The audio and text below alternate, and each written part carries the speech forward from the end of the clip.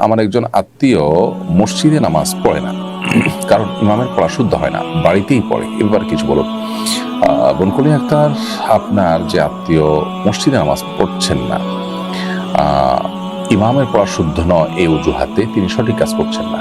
কারণ প্রথমত ইমামের পড়া শুদ্ধ না হলে দেখতে হবে যে শুদ্ধতাটার মাত্রা কতখানি, মানে অশুদ্ধতার মাত্রা কতখানি। যদি এমন হয় যে নামাজই সহি হয় না, তাহলে সেক্ষেত্রে এই নামাজ অবশ্যই পড়বেন না, কিন্তু বিকল্প ব্যবস্থা করবেন। হয় ইমাম পরিবর্তন করার জন্য উদ্যোগ দিবেন, আর এই সময়ের মধ্যে যতক্ষণ পর্যন্ত ইমাম পরিবর্তন না হয় ততক্ষণ পর্যন্ত অন্য কোনো মসজিদে জামাতের সাথে নামাজ আদায় করতে হবে, অন্য কোনো ইমামের সাথে নামাজ আদায় করতে হবে।